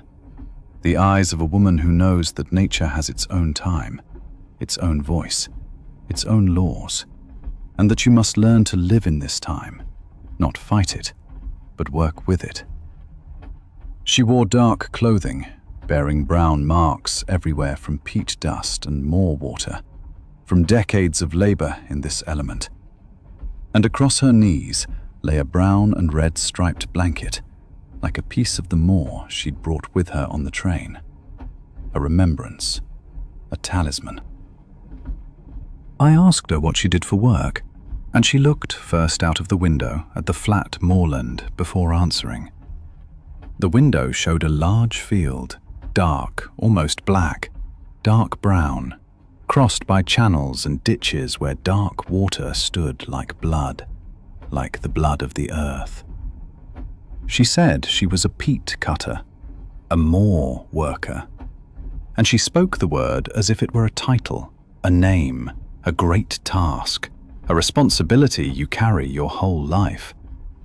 She'd been cutting peat in the moors around Wilhelmshaven for 45 years, year after year, layer after layer, block after block, spade after spade, until a living moor became another kind of landscape, became a wound, an empty field, a piece of earth that had been opened, that now held only water and memory, black water, and the memory of all those years, all the workers, all the days that had lived here. The word memory she spoke in a way that showed she was sad, because she knew this time was over, that perhaps this work would soon no longer be done, but also that she was proud of what she'd done, of what she and the others had made. She told me how the moor had formed over thousands of years, perhaps tens of thousands, through the death of plants, of mosses, of grasses, of everything that had lived in this damp, cold earth, wanted to grow, lived, and died again. The moor hadn't been alive and then dead. No, she said. The moor was something else. The moor was something in between, something wondrous that stood between life and death, eternally between both, never wholly one side or the other. And in this moor, she said, there was power. There was warmth hidden, ancient warmth, millions of years of sun, packed together in this dark, compacted earth, pressed tight, waiting for someone who would need it, who would lift it into the light. The peat was the memory of the earth, she said, the memory of all the plants that had died to make it, all those years, all those lives. And to lift this memory, that had been a task too, an important one, almost sacred, really, especially in the years after the First War, when people froze in their houses, when they were hungry, when they were hopeless. And the peat was their light, was their warmth, was their hope for a warm winter, for survival. She showed me her hands, and I saw scars there, old scars, that were like maps, maps of the years, of the work, of pain too, of struggles with nature. She'd learned with a spade. That was the peat-cutter's tool, the only tool. A long, narrow spade, narrower than a normal spade, with a blade of the right shape, the special shape to cut peat blocks without damaging them. The technique was simple and impossible at once.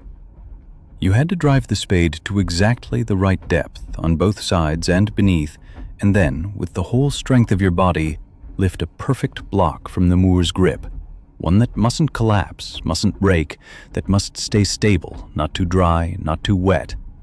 And all of this whilst standing in water, often to your knees, sometimes to your hip, nearly to your chest, depending on the season, depending on the moor's mood. Summer was somewhat easier when the moor dried, when the water receded, but spring and autumn were bad, were cruel. Wet, cold, endless. You couldn't count the days. Over the years, the work hadn't become easier, but harder, considerably harder. Her bones had grown weaker. Her hands couldn't work as quickly. Her body was tired. So tired.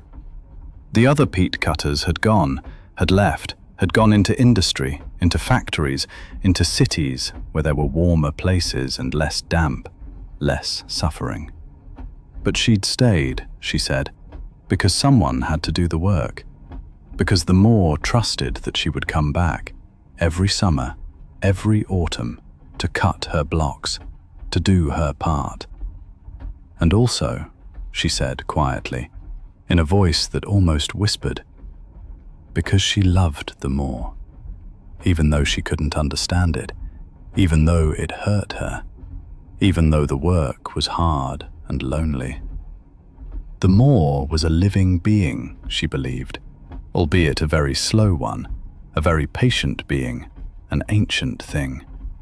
It took thousands of years, perhaps 5,000, to make peat, to gather this power, and only 100 years, only this brief time, to use it up, to consume it. That wasn't fair, but the world wasn't fair, and she was only a woman, an old woman, doing what had to be done, because no one else did. She told me of the special cutting days when the weather was right, not too wet, not too dry, just the right temperature.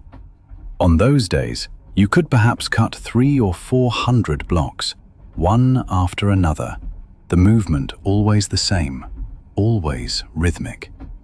She said that those days were like meditation, like a dance with the Moor. Her body knew the movements so exactly that her mind could become free, free to wander over the world, over people, over everything that happened outside the Moor. And when she came home in the evening, completely soaked with Moor water, completely brown with peat dust, then she fell asleep almost at once, her body so tired that sleep had no choice. It simply came and took her with it into a depth that was almost like death, almost like the Moor itself, so black and still. Autumn was her favorite season, although it was also the worst, the most difficult, the most painful. The temperature fell, the rain came in torrents. The days grew shorter, the nights longer and darker. But the colors became wonderful, truly wonderful. The Moor became golden and red at the edges, where the moss types changed color, orange and brown, and the sky became the whole spectrum of grey, all shades of grey. Grey-violet in the morning, grey-white at midday, grey-blue in the evening, grey, dark grey at night. And there was no noise in the Moor, no people, no machines, only the Moor sucking at itself, the Moor breathing, the quiet sound of water and earth slowly shifting, flowing together. She said that sometimes she dreamed of the Moor, at night when she slept, deep dreams, dreams where she sank deeper and deeper into the Moor, through the layers, through the years. And it wasn't frightening, not really, but rather calming, gentle, like lying in the arms of a great ancient mother, a mother who knows that everything passes, that everything ends, that rest comes. And as we traveled through the moorland, as the train carried us away from this place, it grew dark outside. The world became blacker, blacker, and the Moor surfaces became black mirrors, dark lakes in which the sky reflected itself. So I no longer knew where above and below were, where the world ended and the sky began. The Peat-Cutter beside me seemed herself to become the Moor, more and more, ever stronger. Her breathing was slow as the rhythm of Moor work, as the rhythm of the spade. Her eyes were green as Moor water, like Moor face Her thoughts seemed to go deeper, ever deeper, into layers, into time layers that took years to form, took millennia. The trains rattle over the rails, ta-dum, ta-dum, ta-dum, and it was like the rhythm of the spade driving into the earth, ever deeper, block after block, life after life.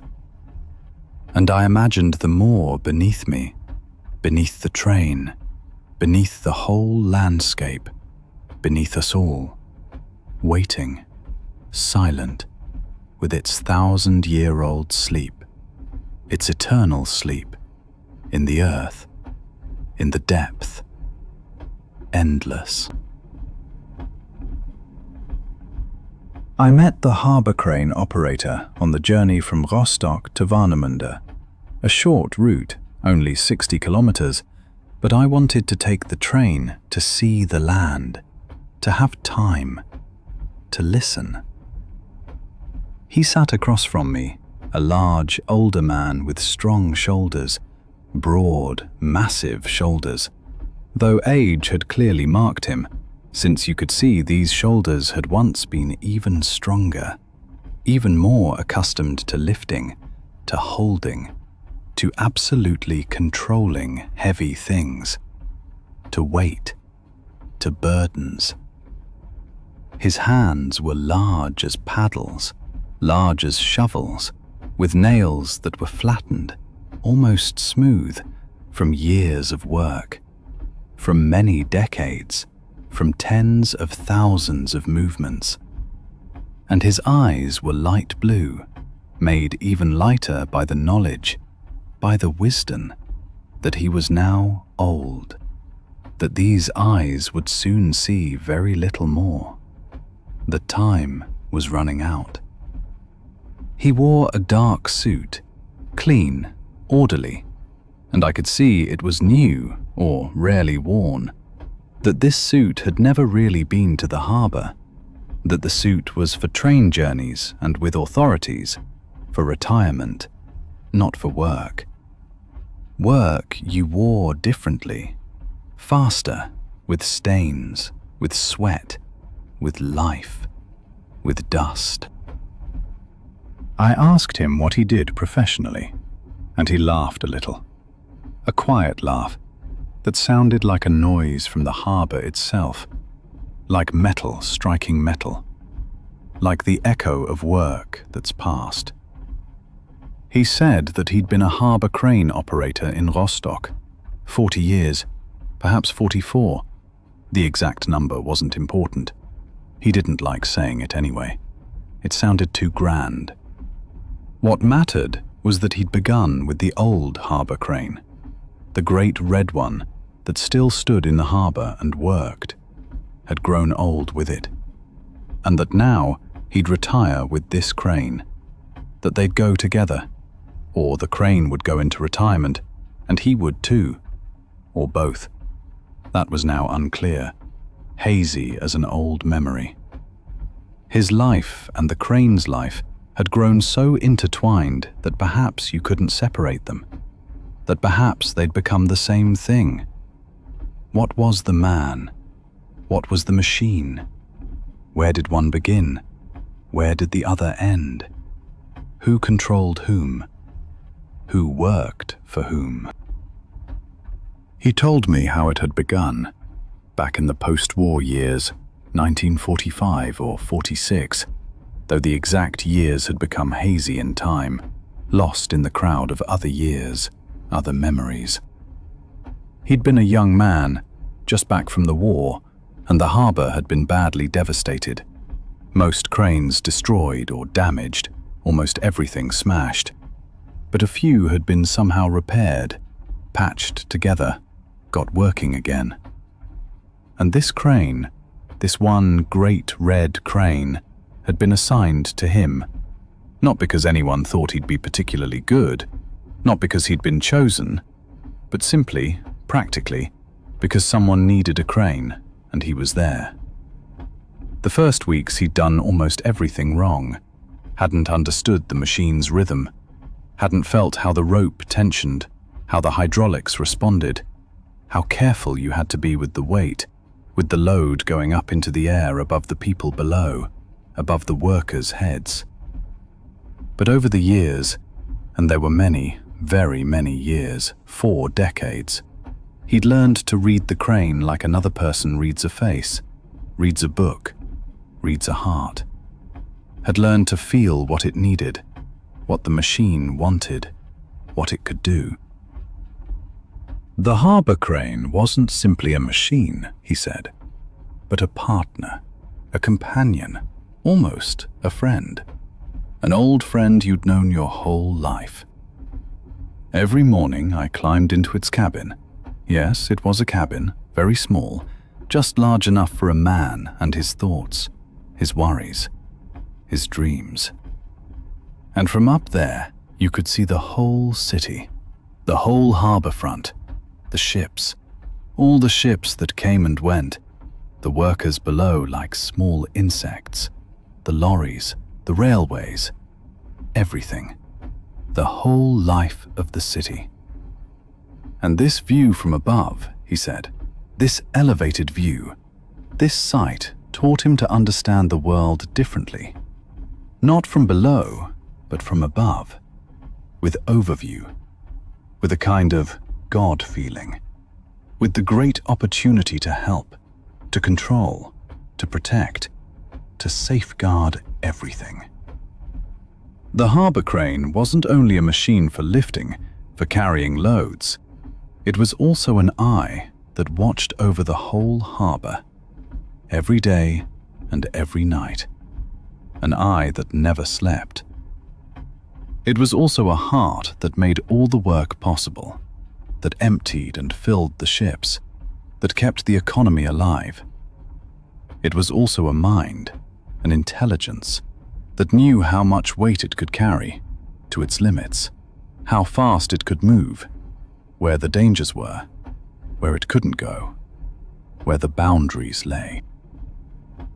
Over the years, the harbour had changed, become ever more modern, ever more automated.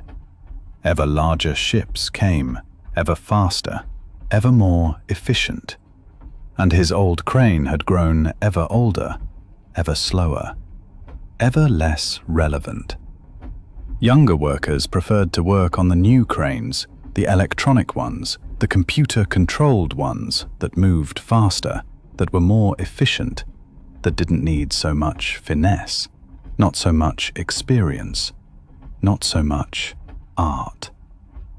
But he'd stayed with it, loyal, with his old crane, with this old machine. Perhaps because he'd felt he could never understand a new crane, or because this new machine didn't want him, because he was too old. That was unclear. What was clear was that he and his crane had grown old together, that they'd understood each other to the end, completely, that it had been right to go this way to the end, together, not apart. On the last day, he'd climbed into the cabin, as always, in his old movement pattern, automatic, and had looked down at the harbour, at all the years, at all the ships, all the work. And he'd known this was the last time he'd be up here, that this cabin would no longer be his place. And then he'd placed his hands on the controls, very gently, very tenderly, and he'd wept, very softly, quietly, not from sadness, not from pain, but from gratitude, deep gratitude, that it had lasted so long, that they'd been together so long. He told me of the people he'd met over those decades, workers, captains, other crane operators, people from all over the world, different languages, different faces, all passing through the harbour, all making their ways, pursuing their goals. Every ship he'd loaded or unloaded had had a story, a whole story, had had people aboard, real people with real names who wanted to go somewhere, who needed something, who had families waiting at home. He'd been part of these stories without ever knowing them, without ever learning the names, without ever seeing a face for certain. But he'd known, felt, deep down knew that his crane had made them safe, that his control, his absolute attention, his whole skill had helped make sure these people arrived safely, that the ships didn't go lost, that the goods arrived, that life went on. That wasn't little, he said. That was perhaps the greatest thing a person could do. To help, invisibly. To be reliable, absolutely reliable. Day after day, year after year, decade after decade.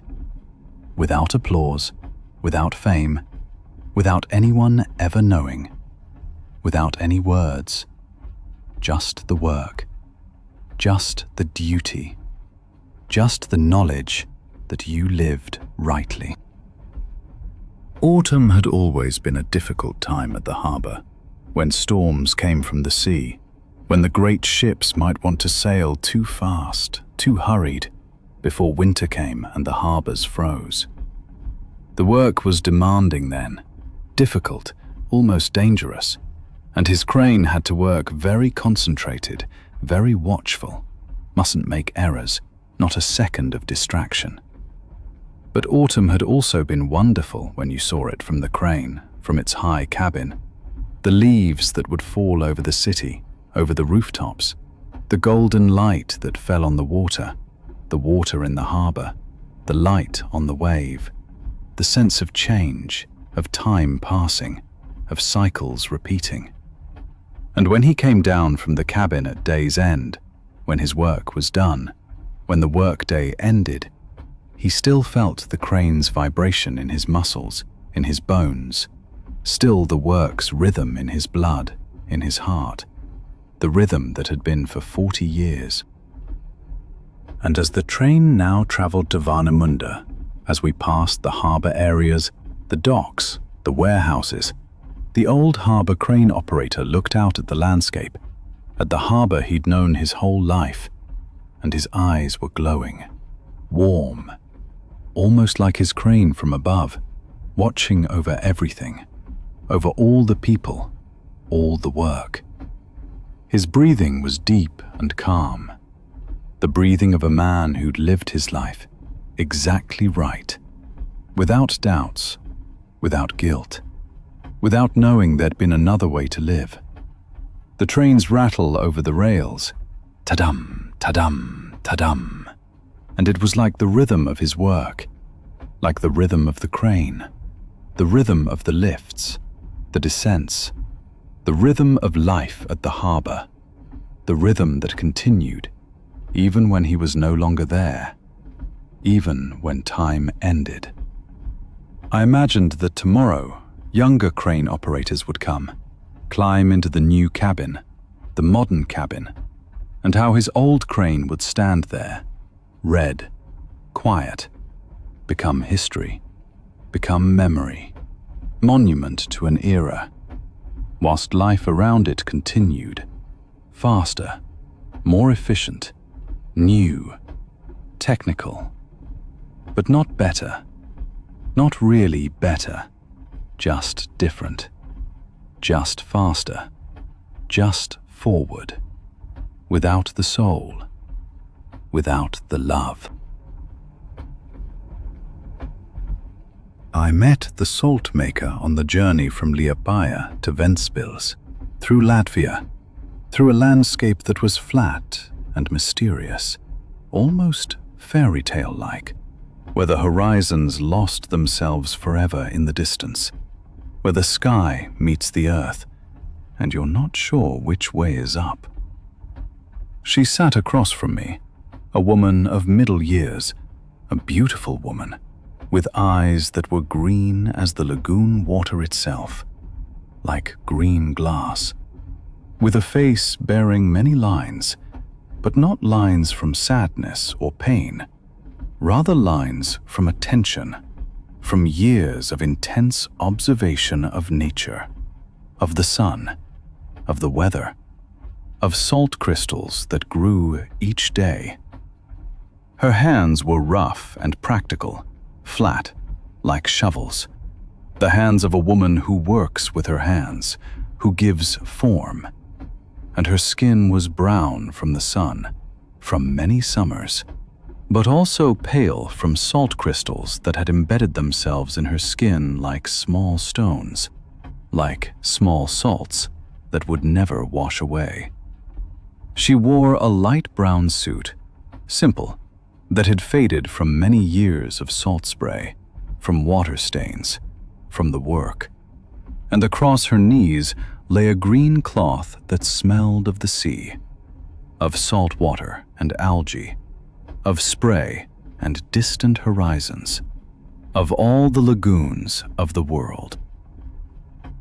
I asked her what she did professionally, and she smiled lightly, warmly, as though she understood a joke I'd never made, as though she understood life itself, its play.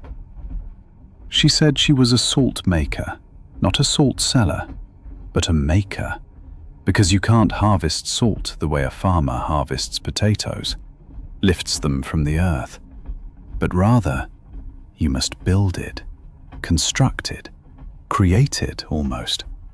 Create it from nothing, from water and sun.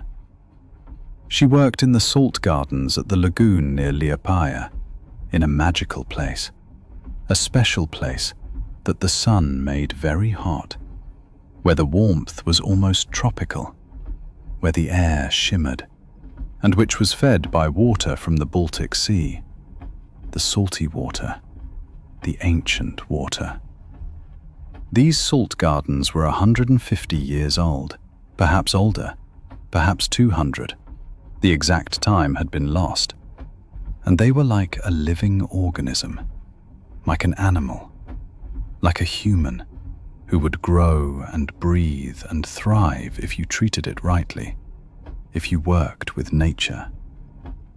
Her entire life, 25 years, she'd worked to understand this great, endless organism, to learn its rhythm, to honor and respect its deep secrets. She told me how salt was made in this Baltic lagoon, in this paradise of salt water and sun. The water, she said, was led into great shallow basins, artificial basins built 150 years ago, basins of clay and sand. And there it was evaporated by the sun, very slowly, with great patience, over weeks and weeks, sometimes months. And whilst the water evaporated, whilst it gradually thinned, the salts were left behind, concentrated, compacted, forming crystals, becoming small white mountains, pyramids, in each basin. Every day, a small miracle. But it wasn't simple. Not simple at all. You had to know exactly when to fill the basins, how to control the water, how fast it should evaporate, when to harvest the salt, at the perfect moment. The sun was a partner, a wonderful partner, but not always reliable. Sometimes it didn't come when you needed it. Sometimes it hid behind clouds. Sometimes rain came unexpectedly and destroyed months of work, weeks of evaporation. And you had to work with nature, not against it, not command it, not force it. That was the first thing she learned, the first lesson. You can't command nature. You can't control it. You can only work with it, in harmony. Only see what it wishes to give you, and accept that with gratitude, with humility. Over the years, she learned to read the basins the way another person reads a book. the way a doctor reads a patient, the way an artist sees forms.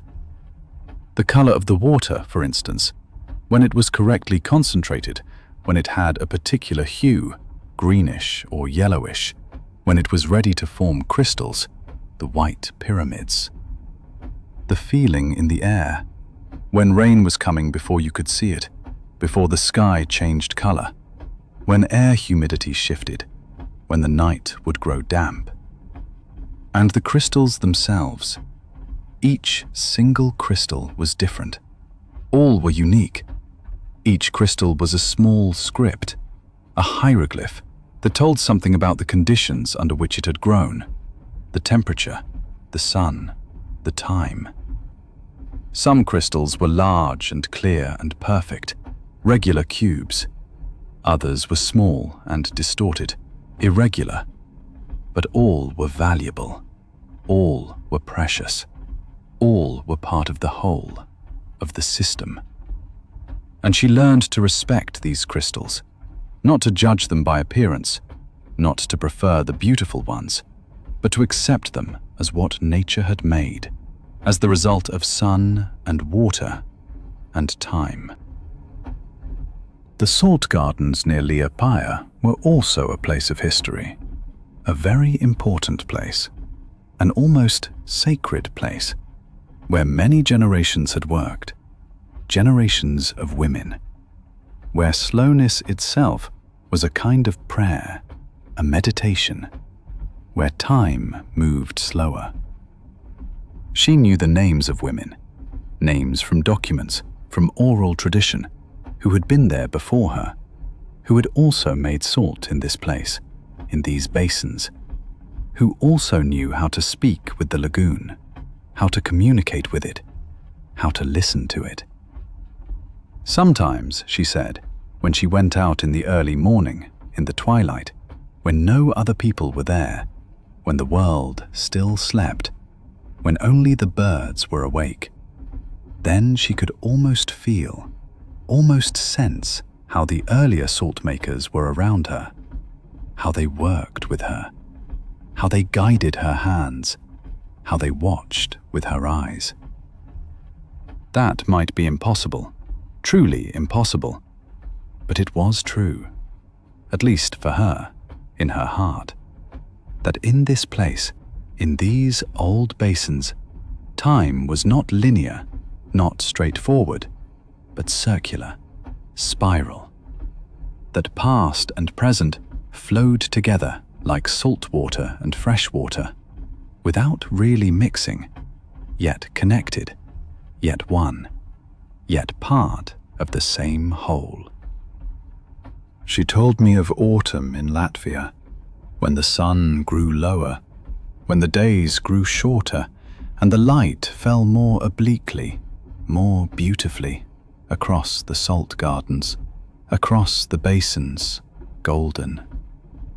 That was the most difficult time of the year, when evaporation slowed, when nights grew longer and colder, when you had to know exactly, that perhaps you wouldn't make enough salt for the long winters, for storage. But autumn was also the time when the light was most beautiful, truly most beautiful, when the salt gardens turned gold, turned red, turned orange from the sinking sun, when the whole lagoon became a magical mirror, another world. And in those moments, she said, in those sacred moments of beauty, she felt, deep within, that the work wasn't for the sake of salt, not for money's sake, not for duty's sake, but for beauty's sake, for the sake of stillness, for the feeling that she was part of something great, something older than her, older than 150 years, and that would live on when she was gone, when she died, when she was no more. And as the train traveled through the flat Latvian landscape, as the sun sank behind the fields of grain and flax, the salt maker before me grew ever quieter, ever stiller, stiller than still. She gazed out at the landscape, at the flat, endless landscape, and it seemed as though she could see everything. All the salt gardens at once, all the crystals growing, all the work she'd done in her life, the work that would still be done after she was gone, long after she was dead. Her breathing became slow, very slow. So slow I could hardly see that she breathed. The breathing of a woman who knew that everything she did was only part of something greater, only a drop in an ocean, only one crystal among millions. The trains rattle over the rails, ta-dum, ta-dum, ta-dum, and it was like the rhythm of evaporation, like the slow, gentle evaporation of water under the heat of the sun, like the crystallization that needed time and patience and absolute trust that it would work, that nature knew what it was doing. And I imagined the salt gardens near Liepaja continuing their work alone in the night, how the sun set and the crystals continued growing, kept growing, slowly, so slowly you couldn't see it, not with eyes, but it happened. It was there. This work, this wonder, this ancient work, this sacred work that for 150 years, for 200 years, had been the same.